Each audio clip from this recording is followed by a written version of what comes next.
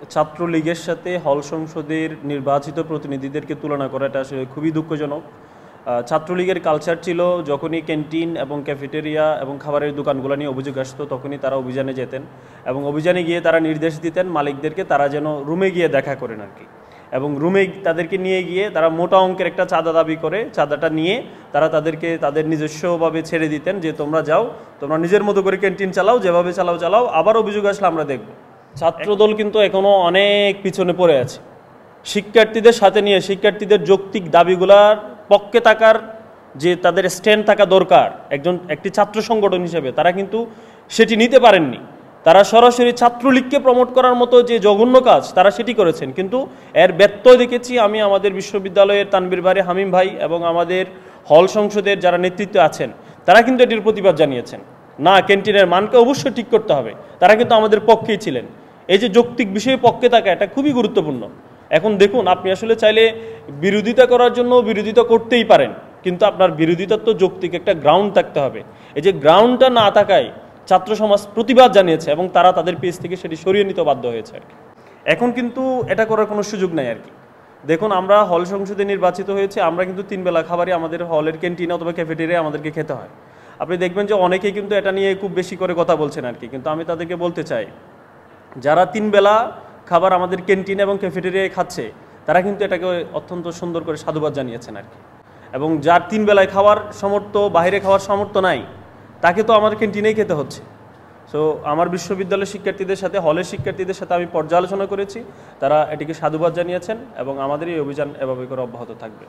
আমরা হল সংসদের নির্বাচিত প্রতিনিধি, আমরা আমাদের শিক্ষার্থীদেরকে কমিটমেন্ট দিয়েছি আমাদের খাবারের মানকে একটি যৌক্তিক পর্যায়ে আমরা নিয়ে যাব। এখন হল সংসদের নির্বাচিত প্রতিনিধি হিসাবে আমাদের হলের ক্যান্টিন, ক্যাফেটেরিয়া এগুলো মনিটরিং করা আমাদের নিয়মিত দায়িত্ব। আমরা সেই দায়িত্বের জায়গা থেকে আমরা ওখানে গিয়েছি। কোনো ধরনের রাজনৈতিক এজেন্ডা বাস্তবায়নের জন্য আমরা সেখানে যাইনি। ব্যক্তিকেন্দ্রিক অনেকের পলিটিক্যাল আইডিওলজি ভিন্ন ভিন্নভাবে থাকতে পারে, কিন্তু আমরা ওখানে গিয়েছি সম্পূর্ণ নিজস্ব এবং অফিসিয়াল একটি দায়িত্ব পালনে আমরা সেখানে গিয়েছি। তো আমার মনে হয় এখানে খুব বেশি ফোকাস করা উচিত আসলে আমরা কোন বিষয়টা নিয়ে কাজ করছি। আমরা খাবারের মানকে যৌক্তিক পর্যায়ে নিয়ে আসার জন্য চেষ্টা করছি, এটাই খুব বেশি ফোকাসড হওয়া উচিত। একজন ব্যক্তির রাজনৈতিক আইডিওলজি কোনটা আছে নাই এটা আসলে ফোকাসড হওয়ার বিষয় না এখানে। তারপরও আমি আপনাদেরকে বলতে চাই, নির্বাচনের আগে আমি বাংলাদেশ গণতান্ত্রিক ছাত্র সংসদে ছিলাম, সেখান থেকে আমি চলে আসি। তারপর নির্বাচন কেন্দ্রিক আমি সকল দলের সাথে, মতের সাথে, সবার সাথে বসি, সবার সাথে পরামর্শ করি।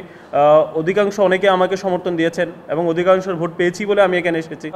আমাদের হলের 8 নম্বর দোকান, খাবারের দোকান আমরা পরিদর্শনে যাই। পরিদর্শনে গিয়ে আমরা বেশ কিছু অসঙ্গতি পরিলক্ষিত করি।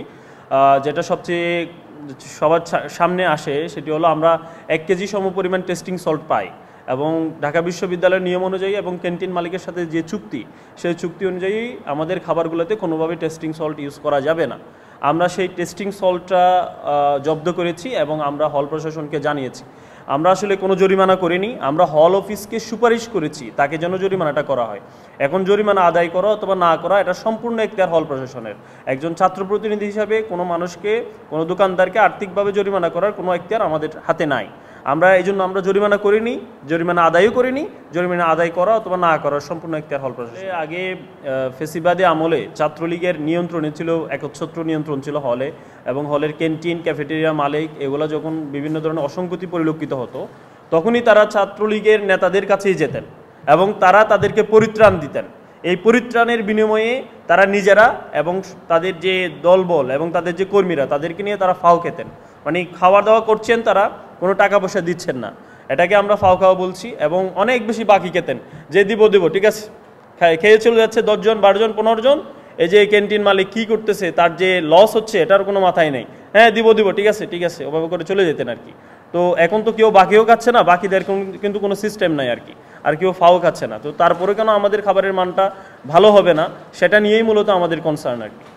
আমরা যেন আমাদের বলাই ভাষাগত বিষয়ে যেন আরও বেশি সচেতন এবং মার্জিত হই, সেই ব্যাপারে আমাদের নির্দেশনা এসেছে। এবং আমরা যে অভিযানটা পরিচালনা করেছি আমাদের ঢাকা বিশ্ববিদ্যালয় কেন্দ্রীয় ছাত্র সংসদ ডাকসুর নেতারাও সেটাকে সাধুবাদ জানিয়েছেন।